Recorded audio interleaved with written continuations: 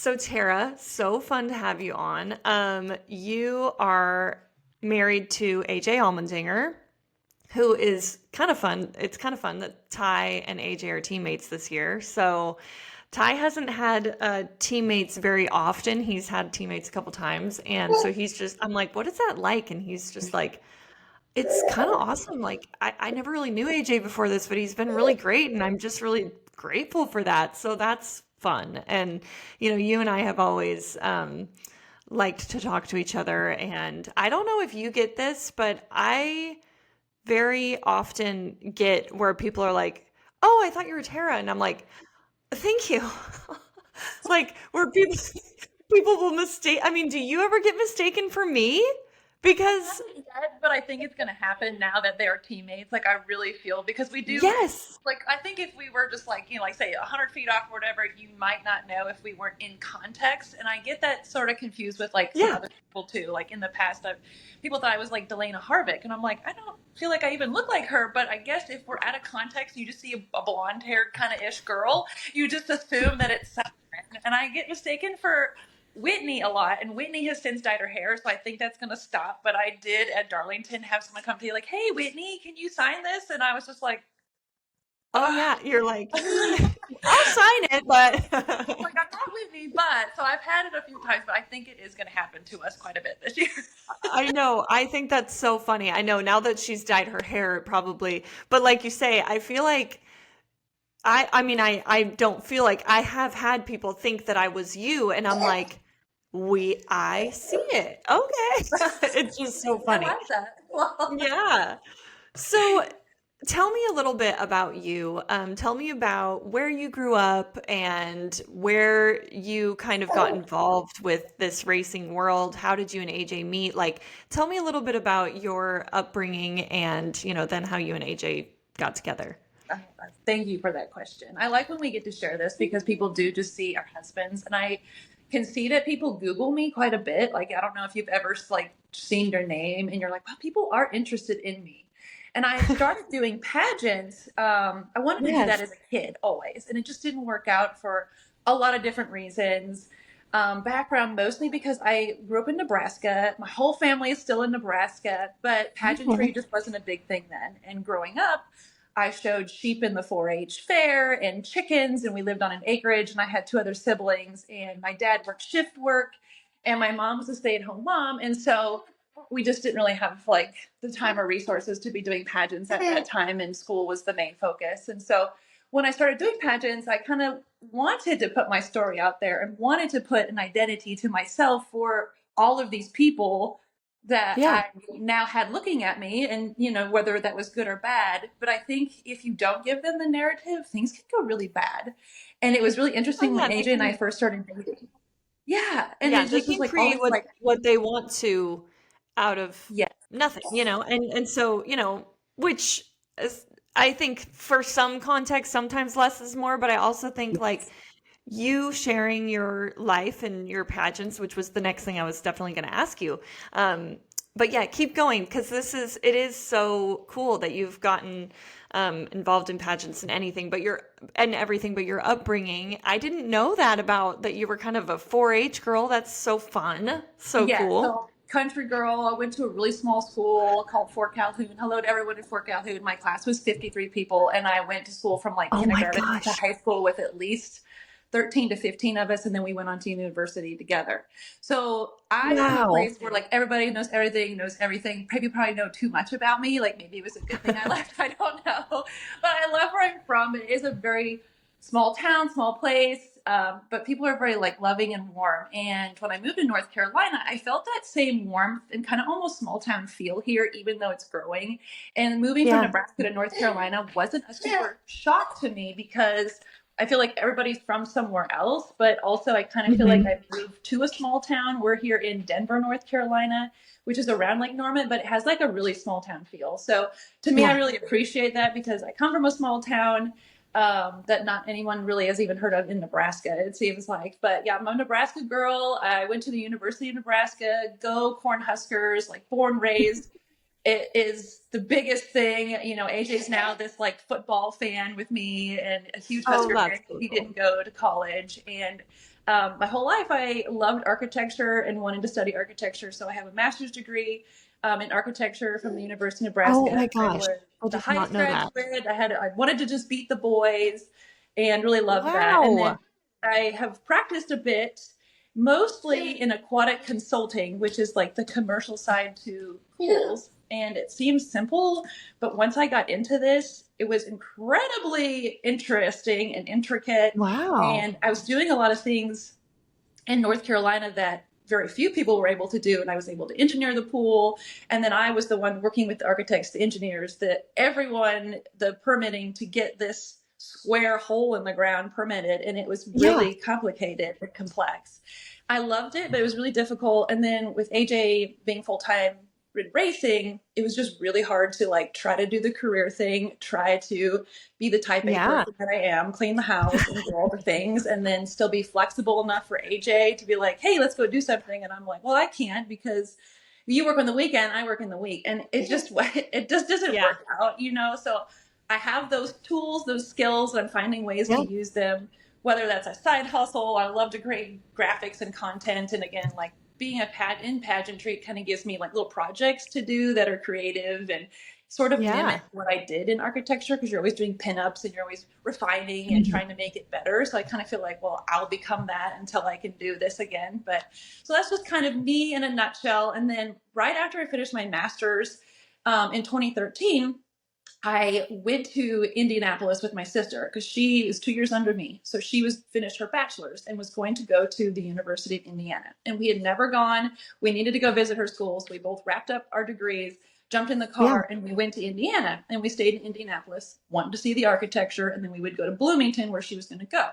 So we didn't look at what was going on in Indianapolis. And we get there and we see all these signs for the Indianapolis 500. And we're like, no Yeah. wonder we couldn't get a hotel room. And that La Quinta was like $200. Like, oh Yeah. my gosh. So we did no research. We just showed up to Indy and here's this like massive race going on. And we just happened to Right. walk around one night. And that is when I met AJ. We went for a walk. Like we weren't feeling good. We went to bed. We got up. We're like, let's just go walk around Indianapolis. It doesn't get dark till like 10 o'clock.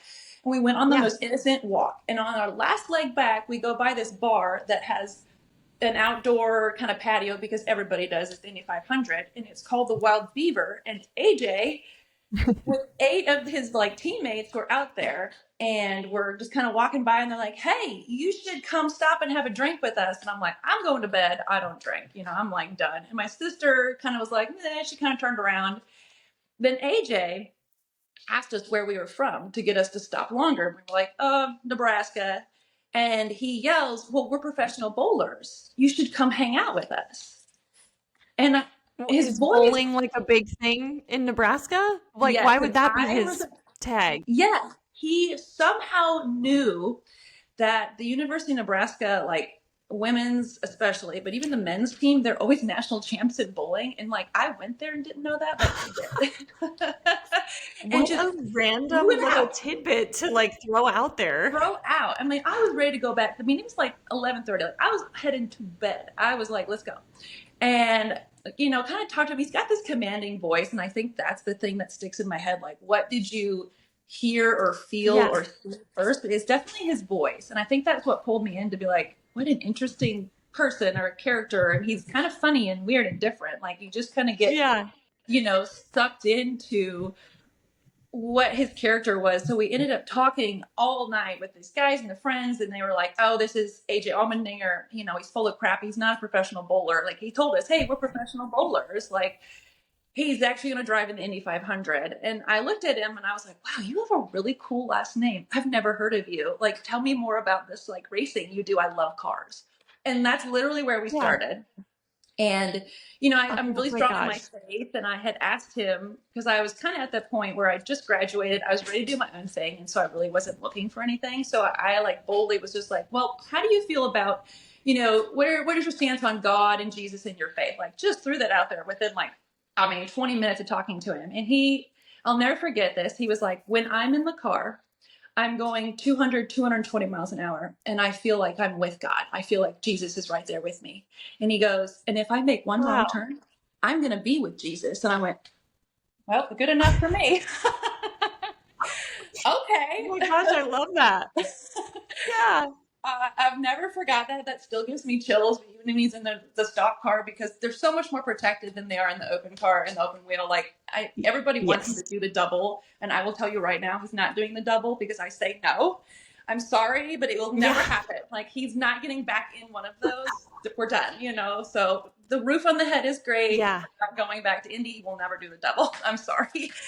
But that's where it all started, and he said that, and Yeah. it's very true. You will be with Jesus. So that's where our whole Yeah. relationship really started, was that night. We went to one last bar, and it was 2 o'clock, everything's shutting down, so it was time to go. And he goes, Roger Penske says I need a hot date to this banquet I'm going to, and you should come with me. And I still kind of thought he was full of crap. Like I was just like, you've been Yeah. drinking, I've been drinking water, I'm super sober. I've been through that. I get how this goes. Like, I'm going back to my Yeah. hotel room. And he was like, okay, well, give me your number. I'll call you in the morning. And I was like, okay, if you remember me, you call me. And he just gave me a kiss on the Yeah. cheek, and we went back to our hotel. And I thought that would be the end. I thought, oh, it was so neat. I met him. He was great. I'll watch him with my dad. It'll be something we get to do together. And it'll just be somebody I knew and met and thought, wow, really cool, And that was going to be the end. Like I was just Totally. at peace with walking away. And at 8 a.m. in the morning, he is calling me. And I pick up and I'm like, are you serious? Oh Like, my hello. gosh. He's like, you and your sister, you got to come to the track today. It's carb day, which is community day. Everybody comes. I'm like, okay. So we Yeah. decide not to go to Bloomington that day. We go the next day. We get in the car. We drive into Indy, and I'm just like, this is amazing. And we see the Corvette Club, and I could have stopped there. I was like, cool, the Corvette Club. Look at Yeah. these cars. And we get in, and we're inside, and then I see AJ, and I finally go, oh my God, he's not lying, because his face is on a flag, and he's signing autographs, and I'm just like, you are this person, and people are Oh, you're kind of a big deal here. I'm laughing because I just kind of think he's this goof, and I'm like, okay, So it wasn't that I came into it knowing who he was and was a fan. I was somebody that was like, you're full of crap. Like, really show me more. And I think that intrigued Yeah. him. So he Yeah. showed me around. We did the whole thing. Met his parents, but it was just two people meeting each other. My sister was there. Like, we were just having a good time. Showing people that had never seen this something is kind of interesting when you show someone something that you've seen a bunch that they haven't. It's neat to see it through Yeah. their eyes. So I did that whole thing. But my sister and I, we were supposed to leave and go back to Nebraska. We were both under 25 at that time, and those rental cars are very expensive when you're under 25. So we Yeah. had to go. We had to leave. And he's like, well, let's just stay for the race and whatever. I'm like, no, we got to go. My dad is expecting us. We had an 11-hour drive. I'm not letting her do it alone. Goodbye, But we had speed dated at this hotel right before I left. And it was just, we went through everything we just wanted in life. And I'm like, why does this feel easy?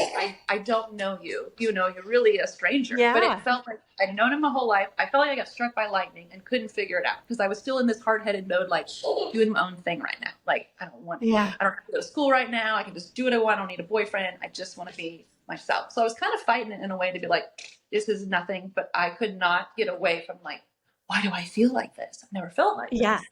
So we drive back, and the whole time he's texting me and calling me, and he's like, I'm going to fly you back.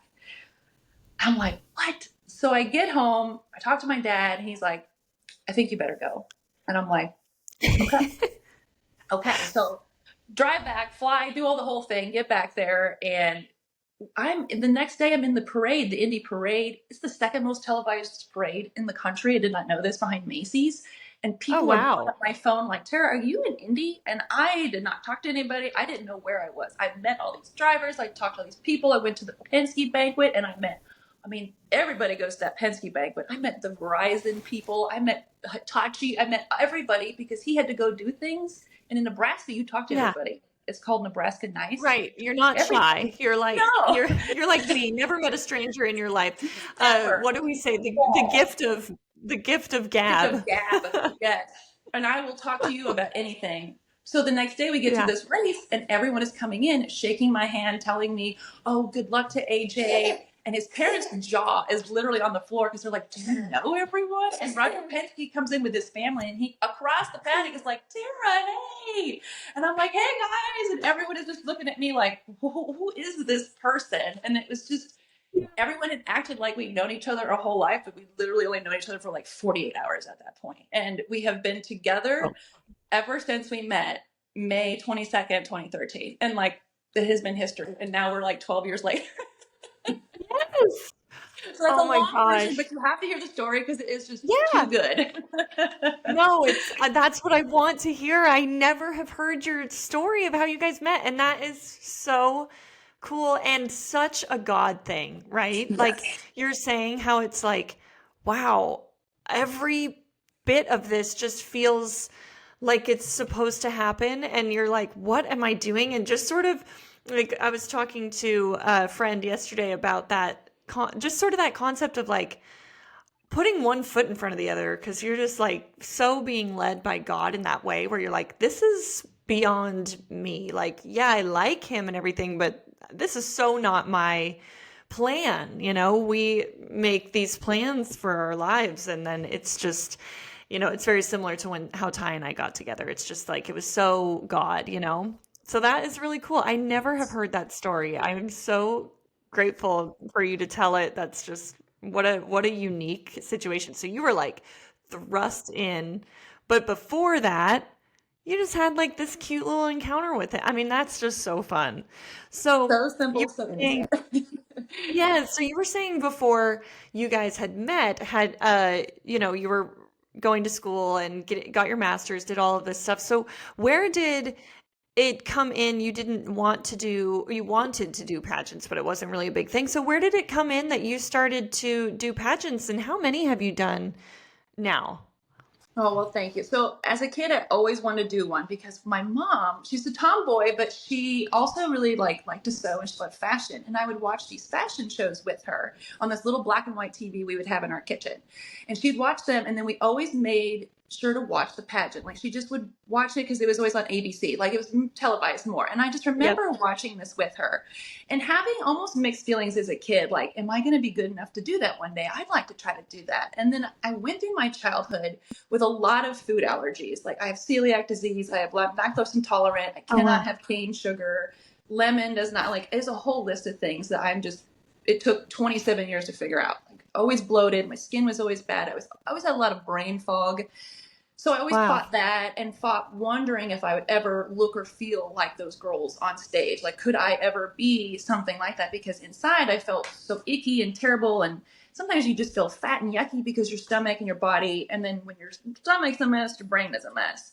And I went through my whole childhood like that, my teens and into my 20s through college like that. Always fighting with this idea of, I want to do this pageant, but I just don't think I'll ever be able to. I don't feel good. I'm not that girl. I don't have talent. I don't know if I could do anything on stage. And it was almost like this sword always in my side. But I love talking about fashion and things with my mom. And I always just remember kind of watching those moments with her. Well, in 2010, she was diagnosed with pancreatic cancer. And so was my grandfather, her dad.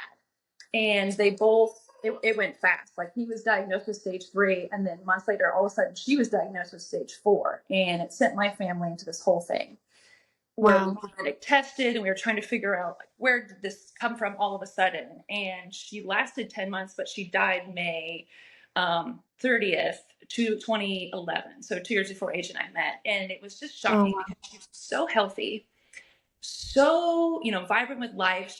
Everyone knew her in the community. She always was at our school or she was in the PTA. She was a phenomenal person. And so I just felt like, well, I want to be like her, but you Yeah. think you grow up in your mom, you don't want to be just like your mom. But I'm definitely become my mom in every way, from the Oh, that's stay-at-home really mom beautiful. aspect to raising my son to being a community, just kind of advocate and just someone who's just Yeah. interested in his heart. Like that is who my mom was. And I think marrying AJ, I thought maybe my chances to do a pageant were gone. And then I realized that there's this whole world of Mrs. Pageantry. And then I kind of realized Yeah. why God was like, no to Miss Pageantry, but yes to Mrs.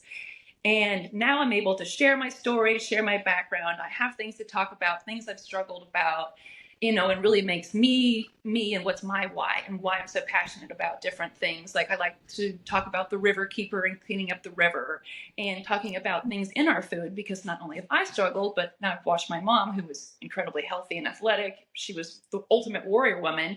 go down for something, you know, and it didn't make any sense. So I really love talking about, you know, our health and making America healthy again. I don't think I ever was like, I'm Democrat or Republican, but now I do feel Yeah. like it's personal now. And I want those things, not just for my health, Yeah. but pancreatic cancer is on the rise.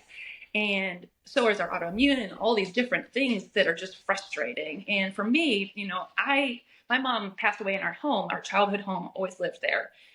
But, you know, when Wow. you go through that and you see your dad widowed and your sister and your brother, you're like, something's not right here, you know? And I think that's Yes.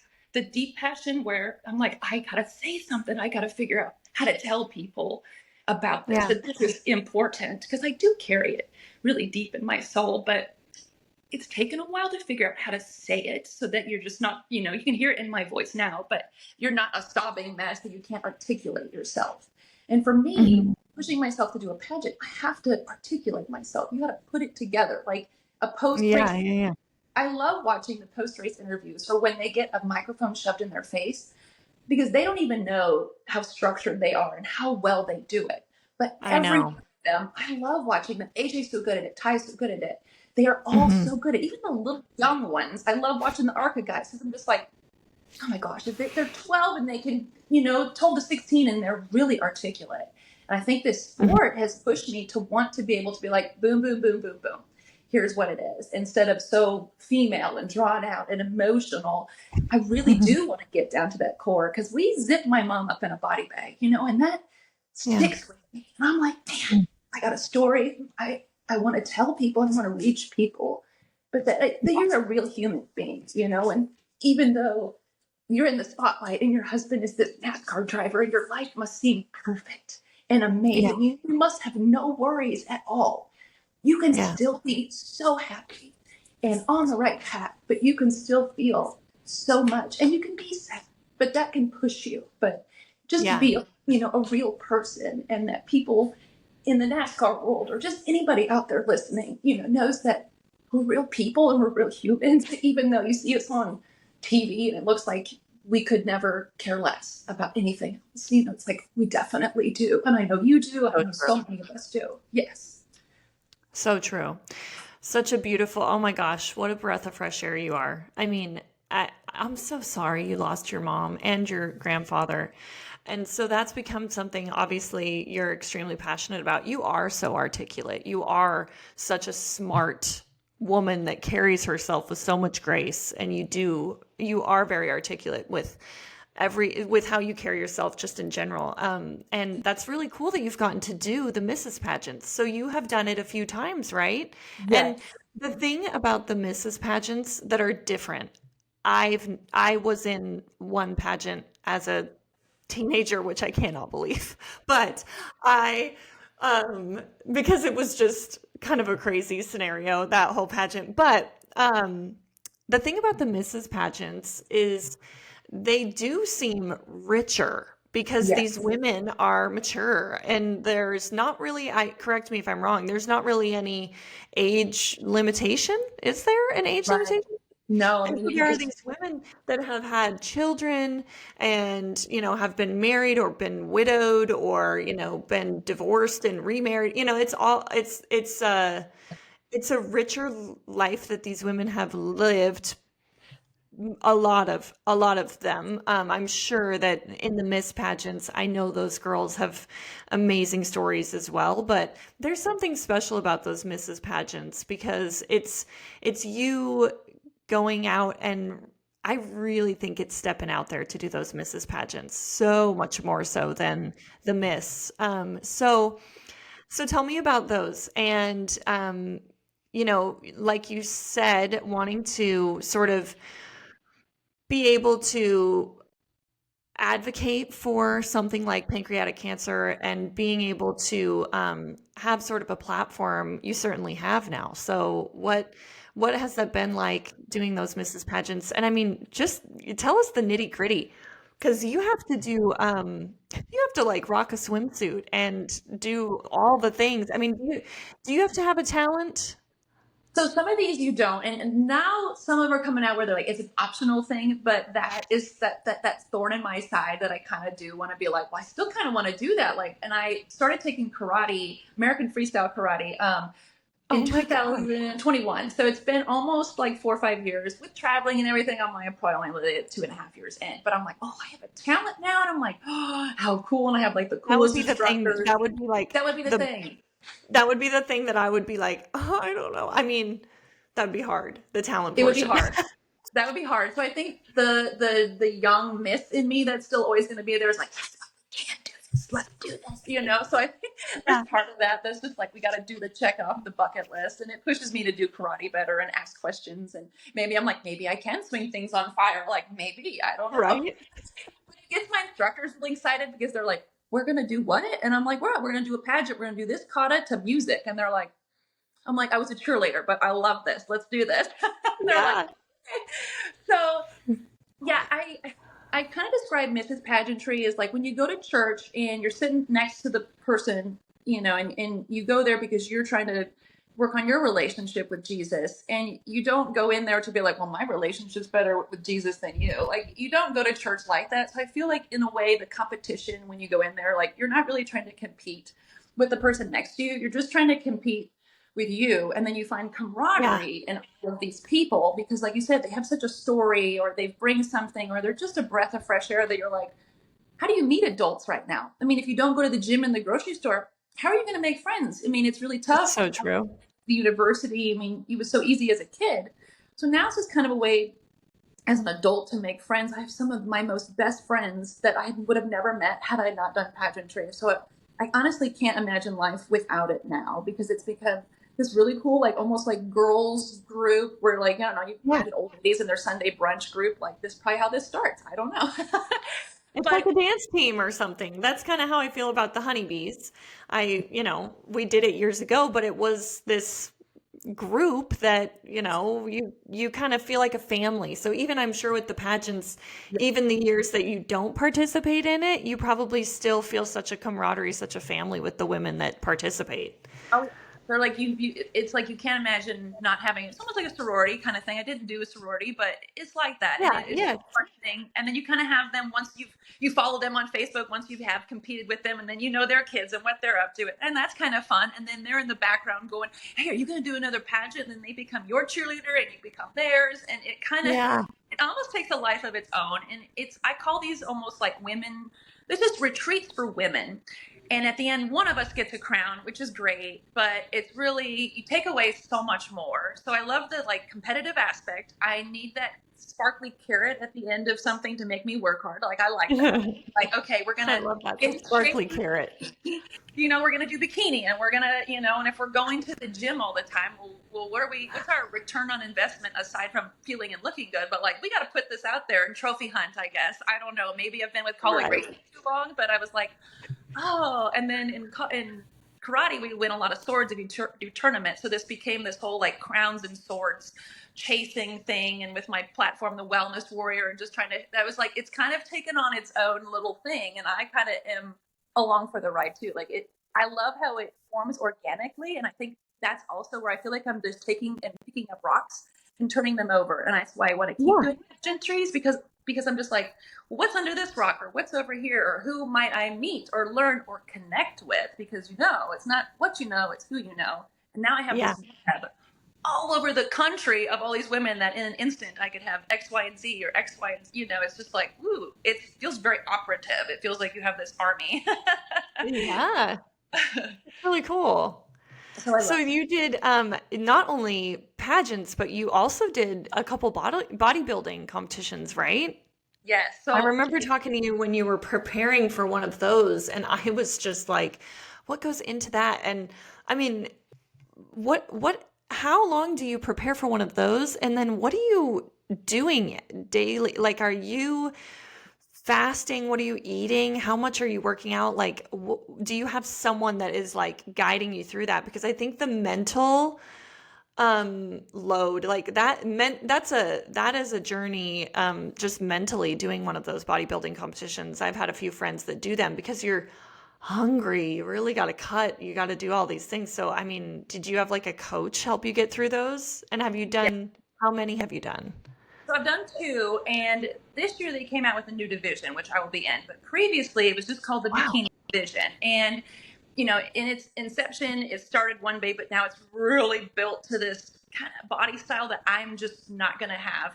I'm not going to be able to eat my way to it and lift my way to it. My body is just not going to do it. And so I kind of was feeling actually a little bit sad because I was like, I feel like there's not a category for me to compete in because my shoulders aren't going to get big. I'm tall, so I can't build this X frame and I can't win. And I'm like, dang, I really just want to compete.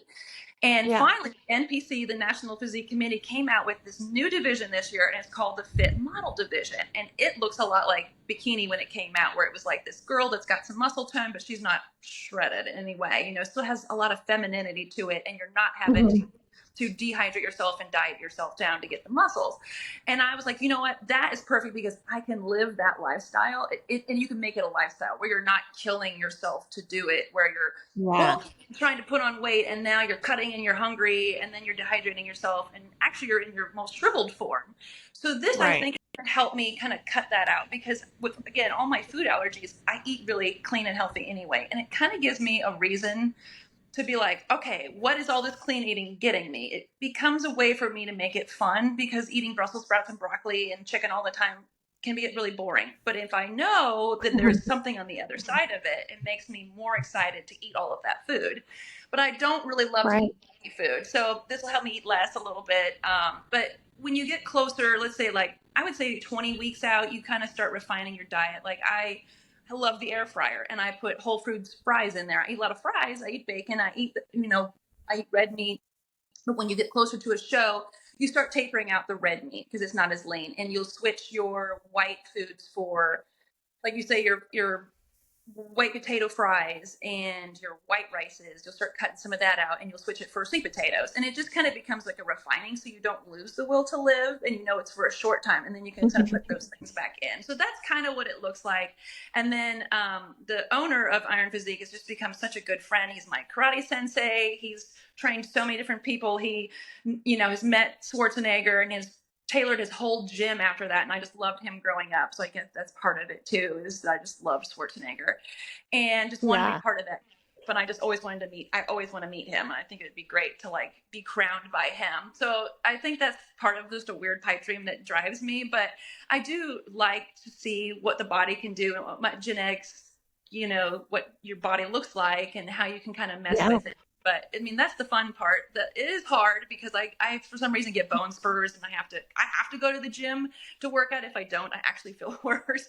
So this Yeah. whole this helps me. But this will be my first time doing this division. I have a posing seminar this weekend that helped me learn how to do that, which I really enjoy. And just we'll see Wow. how it goes. Like it'll be fun, but I won't have to be so cut. And honestly, my body is built enough. We're trying not to build my legs. We're trying to just refine little things, and that Yeah. kind of makes it fun. It's like an architecture project. It's like tweaking Yeah. something, or if you had a car, you took your car out. I'm like, instead of having the Ferrari, I guess I'll be the Ferrari and I'll tweak on myself. I love that. Gosh, that takes a lot of discipline though. I mean, I commend you for doing that because that takes a lot of discipline. I mean, if I can get like 20 minutes in a day, that's what I work towards, and I'm not saying it happens every day. So through that, you were doing, I remember we were talking in Daytona a few years ago, and you were pregnant. Had told me you were pregnant. You were like, 16 weeks or something at that point in time. And I was like, wait a sec, hold up. It was just because you were doing this competition and then you quickly got pregnant after, right? So tell me about that. Tell me about like what was your journey about? What was your journey wanting to have children? Did you guys know you wanted to try right away? I mean, did you conceive easily? What was that like for you? And then what was your pregnancy like? Yeah. So the funny thing was when I did that last competition that we were just talking about, my coach had brought me out and he goes, Tara, are you going to have kids? Because it's kind of a lot to do to your body and then you have kids. And so, if you're going to, your window might be closing. And I'm like, yeah, you're right. And we kind of ended the show that way.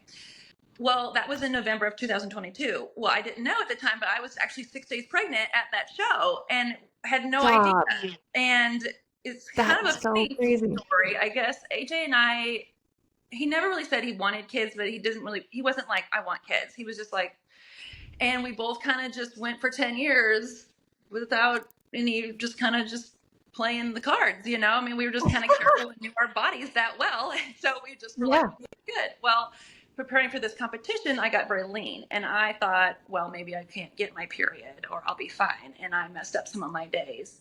Oh, And my God. we had Yeah. just kind of had a fun little outing, and got a little frisky. And I was like, it's fine. We got pregnant on the first try going, oh, it's fine. Because we had never really, not to get too Yeah. detailed. So on our very first accidental try, we got Were you pregnant. were you a pull and pray method? Was that the Right. Yeah. So we Yeah. had it figured out. And then I kind of didn't know if AJ could because the race car, he's been in a race car. He grew up racing BMX bikes as a kid. Well, And and then there's so many people that have, struggle so much with infertility, especially in the racing community. So, yeah, you're thinking maybe by the time we want to try to have kids, it'll probably take us a while. And then, so you're one whoopsie daisy, you was got pregnant. yeah, so I was like, oh my God, that's incredible. I mean, it Yeah, really is quite incredible if you really think how people try and they stress over it. And I was just like, well, you absolutely. probably can't for some reason, and I'm too lean, so well, try it. And I'm like, oh, so that's how Oh, Arrow came shocker. about. Yeah. It was like, oh, well, we both worked just fine. Oh my gosh. So we got pregnant and Yeah.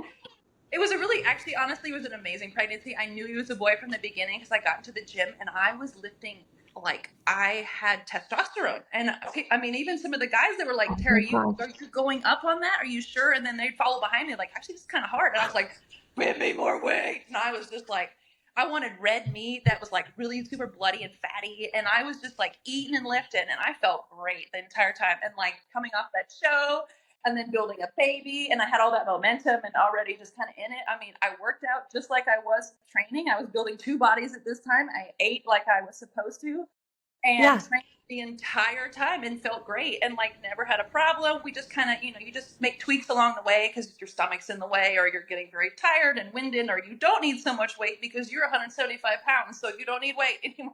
Yeah. Yeah.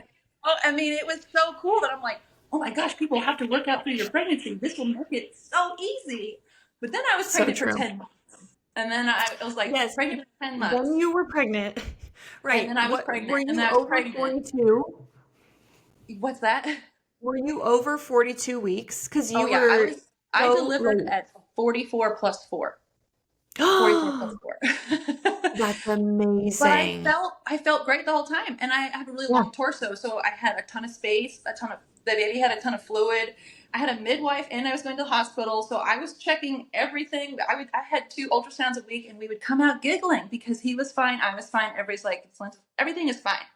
And I went You're to the such a hospital. testament to people, I'm so happy for you that you stuck to your guns and Yes. advocated for yourself because he was a perfect little baby and he was just 44 weeks, which, a lot of Yeah. people, that 40-week mark, doctors will kind of start to scare you into all of these things that things will start to go south and your placenta won't last that long, where Yeah. statistically it is so different than that. And so that's so amazing that you stuck to your guns and were able to advocate for yourself. Maybe you had a very supportive doctor but there are so many women that they get to that 39-week mark and their doctors start going, okay, so next week, and they start planning inductions and things. So it's wild that you were able to go that far along. So then I'm a little obsessed with childbirth. So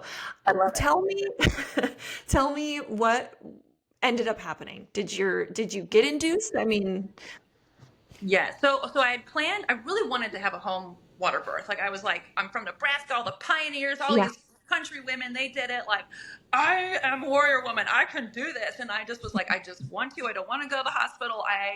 I think if you can, you should try. I was like, we should try. We'll start here. And then if we've got to go, we got to go, and if you have to end yeah, up with this section, you do. But I want to start here. I'm just curious. So I like I have this really amazing midwife, and she was the most incredible person. Loved birth. Like, this is her like ordained thing that she is so passionate about. I just loved her.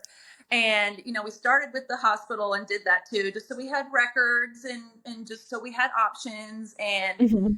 I started not liking a lot of things in there though. So I kind of ghosted them. I was like, see you later. Like, you know, I Yeah. just kind of knew. I was like, mm-mm. And so then I kind of just stayed with my midwife, and we did ultrasounds. And it's really interesting to learn that like a lot of people in labor and delivery and doctors, they do home births. They don't go to the hospital. And I'm like, you know, so I was like, see, I Right. wonder why my feelings are this way. And it worked out Yeah. fine. You know, there were goods and bad, but so we just kept going.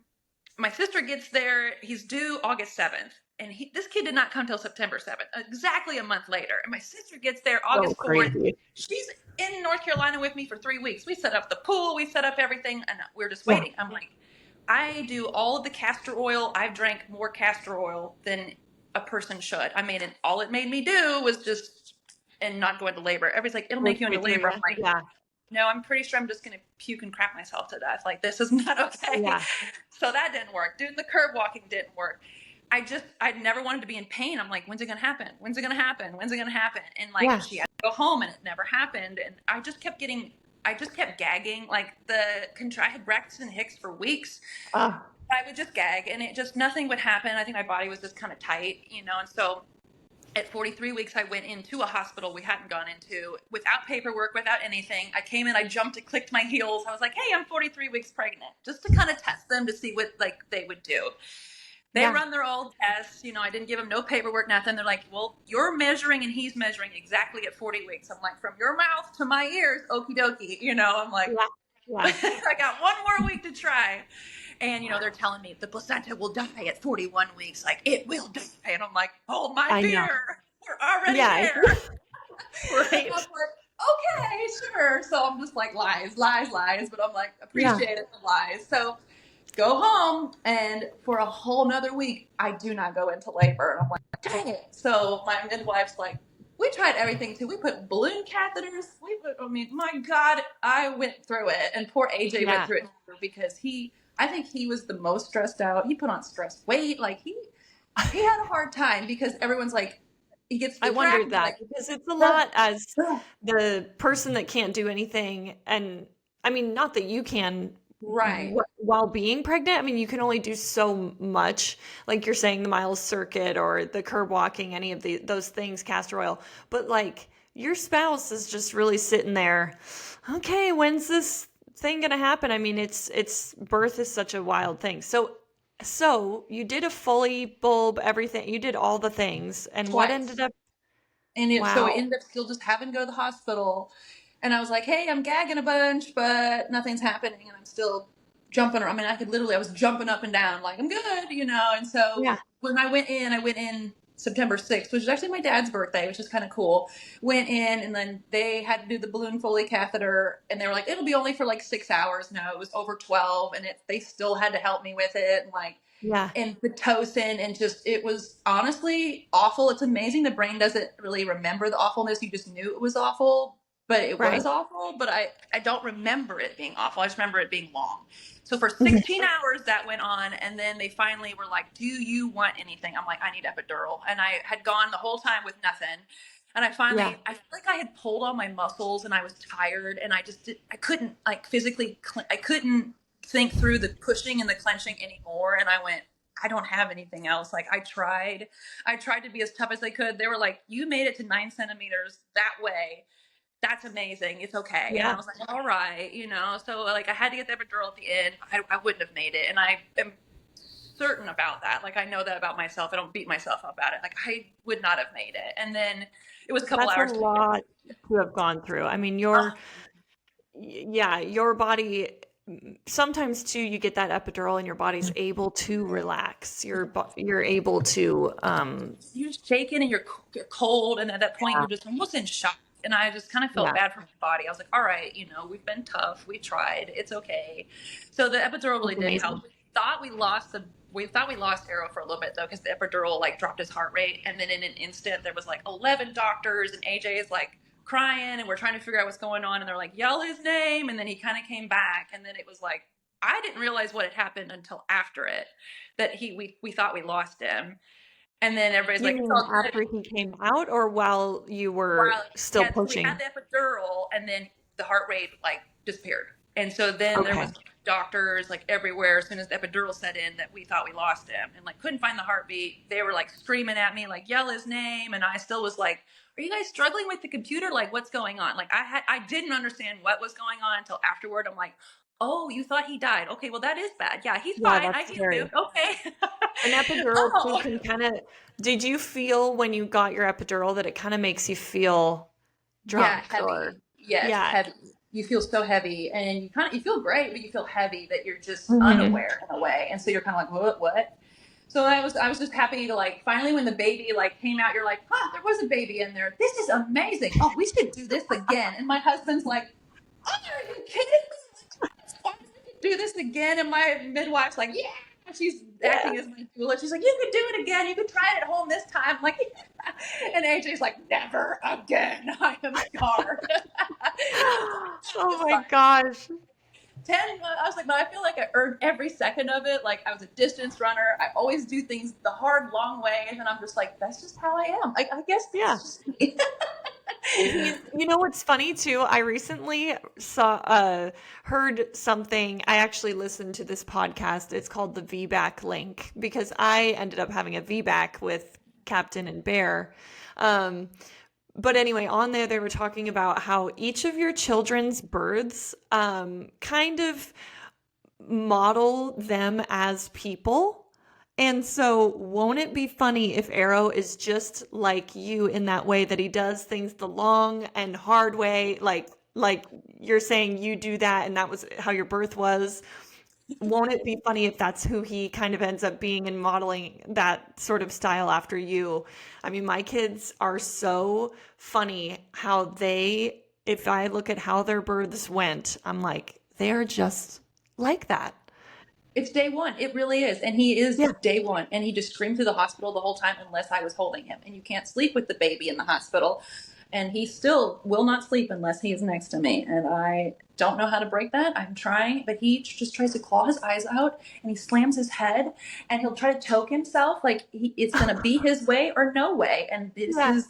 this is him. And I'm just like, Lord help me. And he's going to be sassy and quick, smart witted like his dad. And I'm going to have nothing for it. I'm just going to be like, and I'm like, you're going to have to help me with him when he is sassy and older because I can't keep up with you guys. Yeah. So Oh my gosh. So it's going to happen.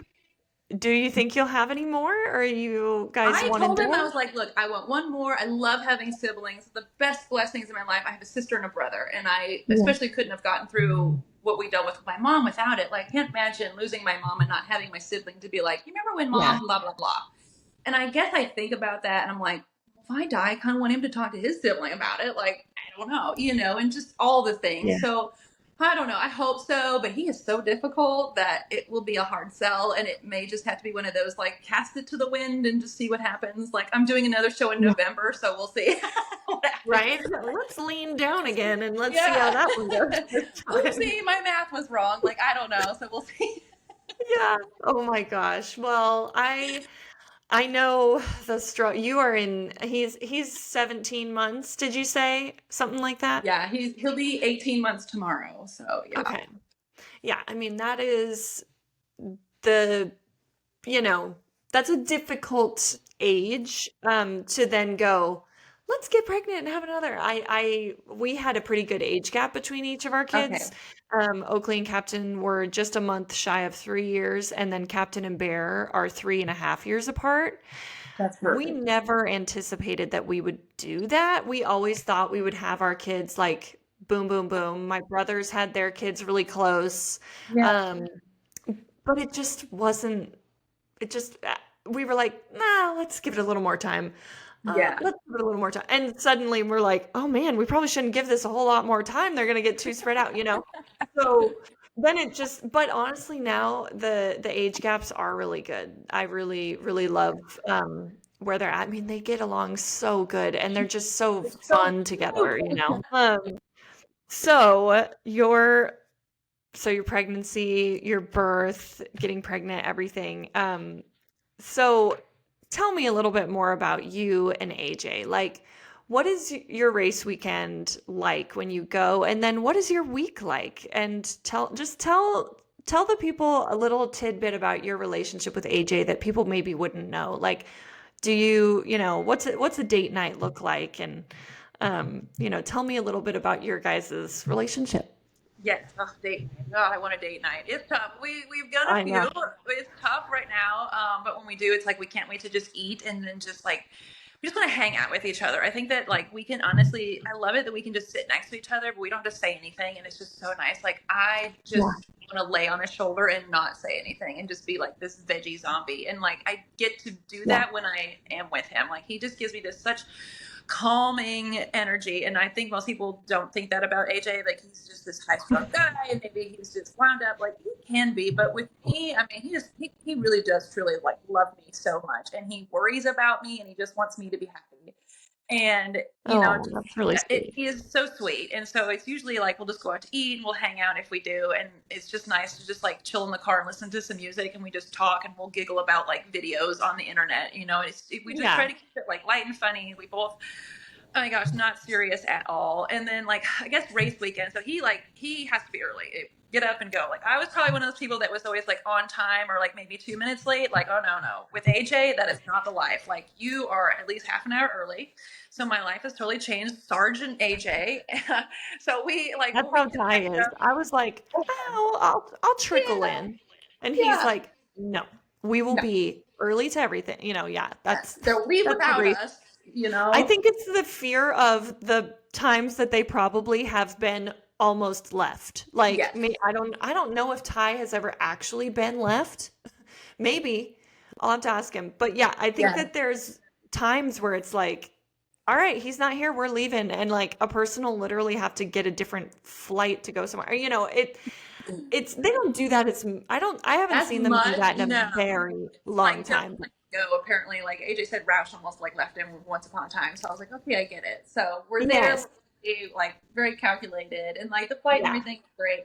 When we land, typically like the thing we really want to do always first, or if we can, if we don't have anything, is like we want to try to find Whole Foods or Sprouts or Wegmans. Like we both eat healthy. We want all the prepared food that they have. It makes like race weekends so easy, but typically there's not a Whole Foods close, or if there is, it's like an Yeah. hour away, but we will drive and we will find it. And like, that's kind of our fun outing, is to get in the I car, go love that. and get groceries. And like, we go figure out what we want to eat for the week. You And, can, you got to tell me where you got all the Whole yes, Foods, where yes, they're at, or Trader Joe's or anything, because we always yes. just do Publix, which Publix has a lot of great options, but It's A Whole tough. Foods Yeah. or a yeah, Yeah, that's it just makes it so much easier. It's just more fancy. It's just nice. Like they have the prepared foods, and you just go and be like, "Here's the salad, here's this," and it's just there's more that's options. so So I will. true. They have all of the prepared meals. That is a great idea. Ugh, Like all this Pocono time. I should, is now one of our favorite because Pocono, there's Wegmans up there, and if you like Whole yeah, Foods, you will love Wegmans, and like that is yeah. just like magic when you go in there. And so like Do they have we the love pre-made meals? Because like I love that about a way Whole better. Foods. Those pre-made. Yes. Oh, If okay. you love Whole Foods, you're gonna love Wegmans, especially in Pocono. Because I know a lot of people Yeah. take their kids up to Pocono. There's a lot of space to Yes. run. There's the dog park. There's the kid park. Like that's actually a lot of family one, even though we're all like Pocono as far as Pocono. But if you go to Wegmans now, it's like one of my favorite places to go because we can't wait to land and go to Wegmans and get all the food, and then we get all of our food and our snacks and our drinks, and then we just take it all back to the bus. And then usually we just stay. Like we just kind of want to be like Yeah. cozy and home. Well, we don't have a motorhome every time. We're renting one this year, which has been nice. It's Okay. the same one.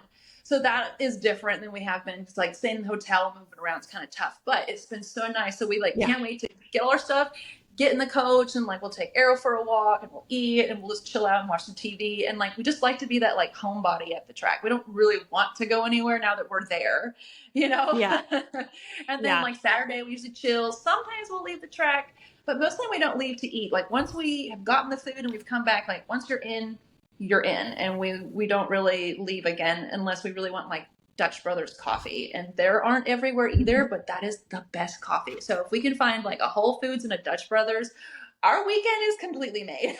And that's Oh how my simple we gosh, are. I love that. I'm gonna be like, hey, where's a good Whole Foods and a good Dutch Brothers at this one? I'm gonna be like Yes. texting you each time now. Yes. That is so funny that you guys like your first outing. It's different now with kids, right? Like you Yes. used to go out and do things, and now that we have kids, we're just like, we're pretty much in for the Settled. weekend You're at the in. track. Yeah. Yeah. Do you guys so we were saying all like the prepackaged meals, but do you cook? I mean, do you like either one of you like cooking or I cook. AJ hates it, Yeah. but I cook very like I'll cook a bunch of chicken. I'll cook a bunch of bison. I'll cook a bunch of things where you can change it if you want to. Like I always have a big Yeah. pile of bison with a bunch of like cabbage and stuff in it, and then you can put rice in it, or you can make air fryer fries. And you just always I always Yeah. have like bases because I'm gonna eat 3 or 4 times a day anyway, and I need that protein. So I always have like chicken or Yeah. rotisserie chicken from Whole Foods, and then I've got my bison or my red meat, and then we have Fresh Chef here, which I love. Fresh Chef, they have the best salmon, and it's really simple because I don't really want to cook fish in my house, and as much as it costs, it's actually cheaper to just go get it from them, have them cook it, and you get 2 sides. So I'm like, well, honestly, that's True. nice. So we eat a lot of Fresh Chef just because I want the salmon. And then lately it's just been hard with Arrow to like cook as much as I used to, like for AJ, but he has had so Yeah. many stomach problems. I have stomach problems. Nothing sounds good to us, and we just have so many texture issues. We just have been struggling lately. I will be honest. Like today he's like, I'm gonna go get Ease, which is like Yeah. sushi and stir fry if nobody knows what that is. And like we love eating that. So I've been not lazy, but we just don't know what to eat right now. So I'm just like, do you want fajitas? Yeah. I'll just go get them. Like, do you want like it's just so hard right now. And I think it's the Yeah. weather and the time. Like, I don't know what we went to eat, but like in the summer, it's easier to grill, and then you have a salad, and things like that. Yeah. So, but I'll cook. I'm very like I cook all my meals because of my food, so I'm constantly cooking. But for him, Yeah. he's like, I don't, or order me this. I don't really want to eat that again, or you've had that 5 times today. Yeah, I'm gonna keep eating it. So Yeah. I like will just cyclically repeat things because being consistently average has helped me get and stay where I'm at. So I'm like, well, this works. I'm staying here, and I know Arrow will eat it. So Yeah. poor AJ, we just have to figure out what he wants to eat. It's funny. I have gotten to this point where this year, which I mean, we're only a few races in, but what I've been doing is just getting 3 packages of chicken and baking them. We have an oven in our motorhome, which is so nice to have an oven. Yes. I love that.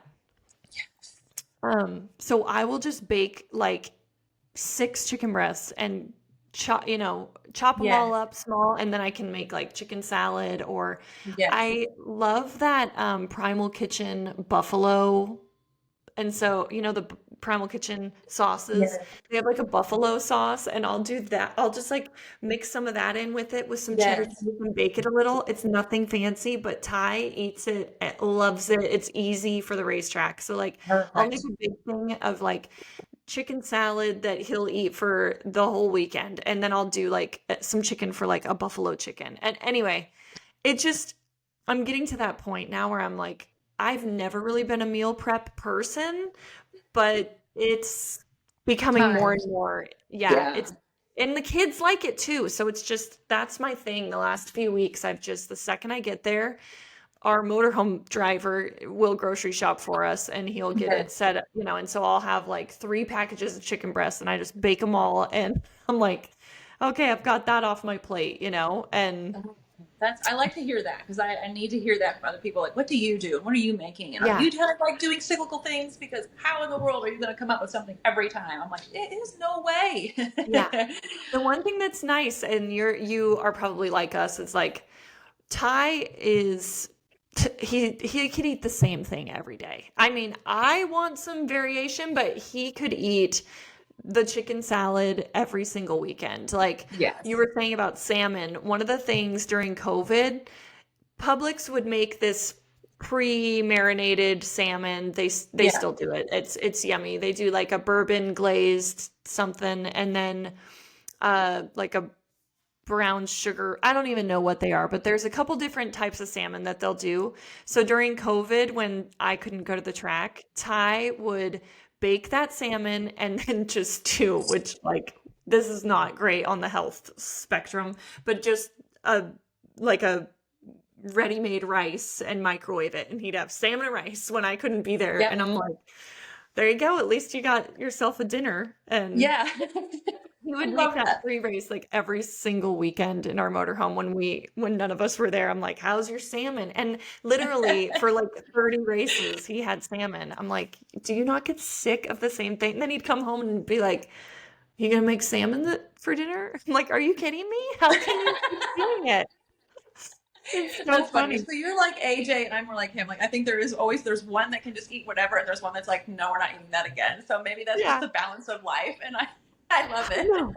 I know. We are like, it's so true what they say. Like one person, is a morning riser, one's a late night person, a night owl, and then they marry each other. Like that, Yes. but in everything. We're alike in so many ways, but there are so many things that I'm like, it's just God's plan that it's just comical, that we are so different in some ways. So, do you and AJ have like,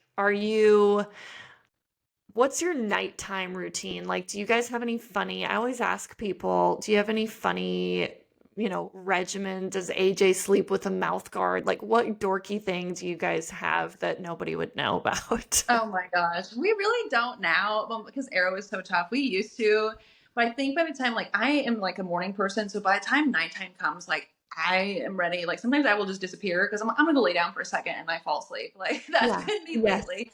Like sometimes if Arrow does kind of fall asleep, we'll go hang out. But like he's like, okay, I've saved like 50 reels for you. I've laughed my butt. I can hear him laughing in the living room. And he didn't really used to watch videos all that much, but now he cannot stop. And like it's animal videos. It's mostly Frenchies because we have a French bulldog. They're Yes. crackheads, and he's always watching these videos. Like, see, Xena's not the only one. They're all crazy. And so he Yeah. wants to show me all of these Frenchie videos that he's saved all day that he wants me to watch. It's usually the funniest thing. Yeah. Is please come We see do these the animals. same thing with the reels, and I'm just like Yes. Ty will send me reels, but then he goes, "Don't watch them yet. I want to watch them with you because I Yeah. want to see your reaction." I'm like, okay. I Yeah. So open I think Instagram, that's I've kind of got where like we're at. Like 50 with kids, you put reels. them to bed and then you just laugh. And then it's just like, okay, it's time for bed. Yes. Oh my gosh, that's so funny. That's us. Um, so one thing I wanted to ask you, because a lot of people might go through this with their little ones. I was thinking about Arrow and how he had to have surgery. He has had multiple helmets. What's the journey been like for you guys with that? Is he out? Yeah. Is he done? Has he graduated from the helmets, or is Yes. he So gonna? he graduated from the helmet in November, and this was a really interesting thing. So kind of going back to what we are talking about with like the birth story and everything, I had Yeah. hired a doula, and I went through this hypno birthing class because I wanted to Mhm. have a home birth.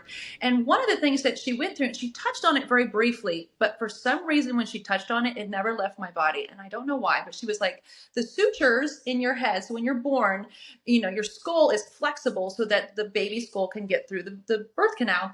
And I didn't know, but then like some of times it can get welded shut, one of those, pieces around there.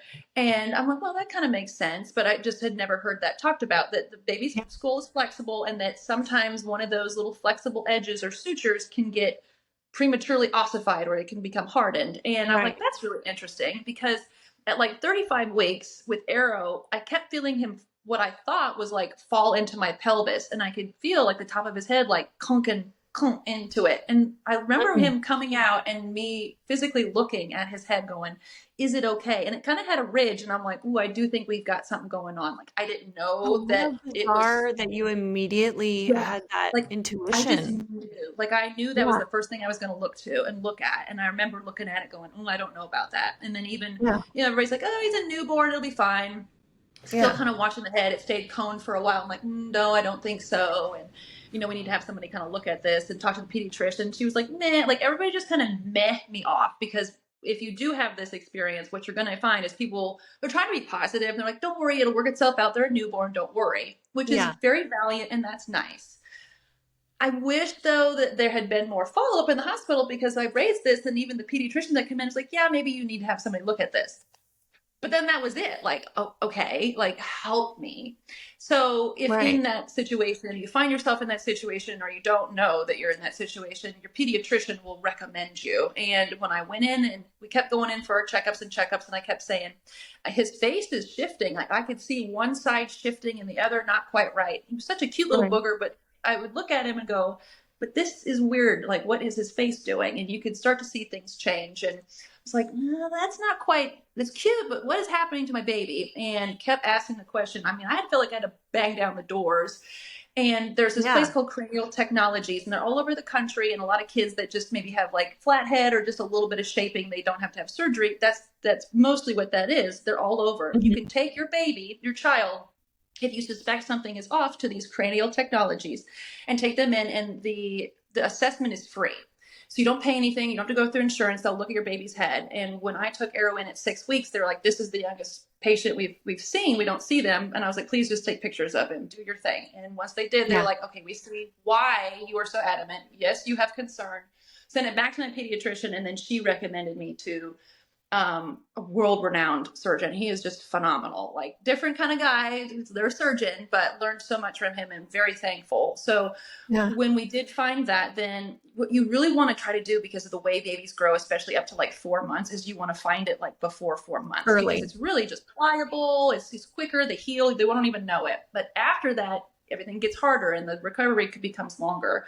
So we were really up against the clock, and he had his surgery at 3.5 months. But it was just because I would call and get on cancellation lists. I'm like, can you please get Wow. me in Yeah. sooner? Because we were getting up to the holidays, and you know what happens when you go into November? People don't come out until the end of January sometimes. You miss Totally. doctors. And I'm like, no, no, and so that was something that it's not as common like as you think it would be, I guess, but it's not uncommon either. Like it's like 1 in 2,500.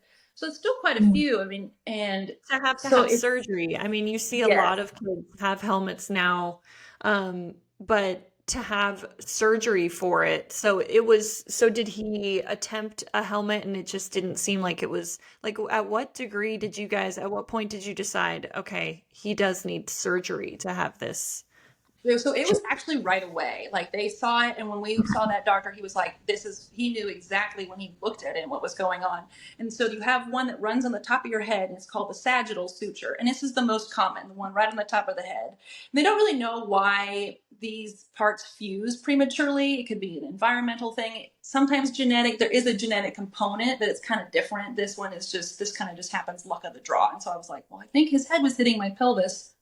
Yeah. So that's Yeah, why he I got real thought cozy. that he had that. And so what happens is you do a CT scan and you see that it is completely fused. Like doing a helmet preemptively won't help. You have to actually go in and cut the bone out of the top of their head.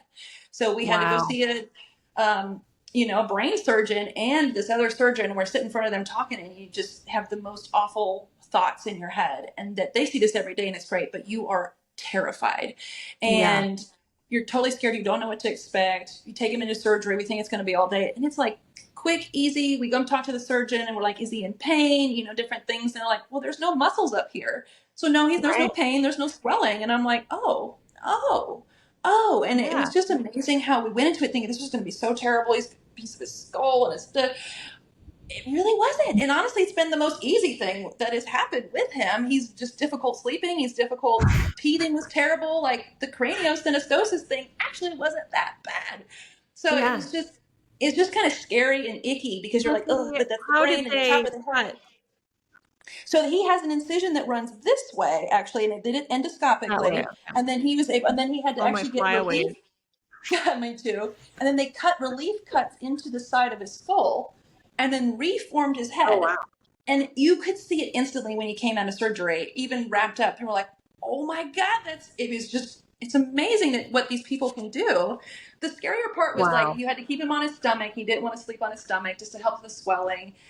That Right. was tough. And then you're scared because he wants to sleep next to you. And you're like, well, I want you to sleep next to me, but I'm scared I'm going to bang the top of your head because the helmet didn't come in for like 2.5 weeks. So that actually was scary. The Yeah. fact that like he is fine, is closed up, everything is fine, but underneath you could almost see like where there wasn't a big soft spot basically, Yeah. which it was just freaky, but everything was Yeah. fine. Everything went great. And then he went through 3 different helmets. The 3 helmets is that was that's more uncommon, but I just wanted to keep kind of working on it, and he did too. So we paid for 3 helmets. Insurance doesn't cover it, FYI, but we, did that. And then now his head is perfect and he graduated. And so for anybody that's going through that, like, we miss the helmet. We love the helmet. We're going to do more with the Cranio Care Bears. They send out little care packages to them because we did the little mohawk, and I'd love for all these little kids to have mohawks on their helmets and, So all cute. that stuff. And we've got a little bit of a platform called the Purple Ribbon Project. I'm going to try to do a little bit more creating graphics and just awareness, but it was just, how powerful these kids were. And, our understanding completely changed when we realized all of these different things. So now we have resources and, all this different stuff that we can do for these kids. So I'm excited to kind of tell that story and make that a bigger thing. So the next time I go into a pageant, I'm like, also I have this and this. But, the Yeah. interesting thing is that craniosynostosis is represented by a purple ribbon, and pancreatic cancer is represented by a purple ribbon. And I had always had a lot of Wow. animosity almost to that purple ribbon. I didn't want to do walks. I was almost mad. I'm like, instead of putting ribbons on stuff, let's take the stuff out. And I've kind of changed myself a little bit because it is camaraderie. Like, we really do need each other when we go through these things. And I think that purple ribbon is more a badge of honor. So now it doesn't only mean pancreatic cancer to me.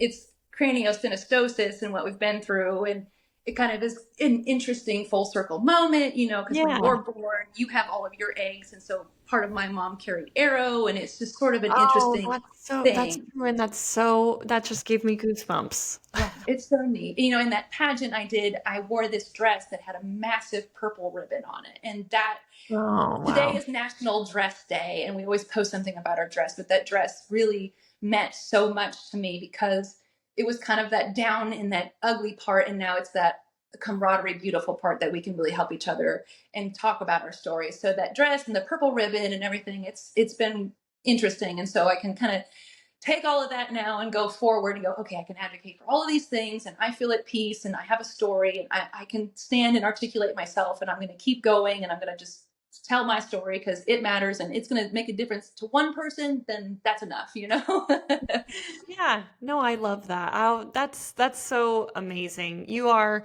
such a wise and beautiful woman inside and out. Getting to talk to you more, the more and more I talk to you, the more I realize, wow, you are so dynamic and there's just so much to you.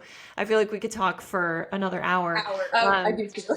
I just love hearing your story. I know your mom would be so proud of you and what you're doing. You're advocating for something that, or for so many things that are just really special.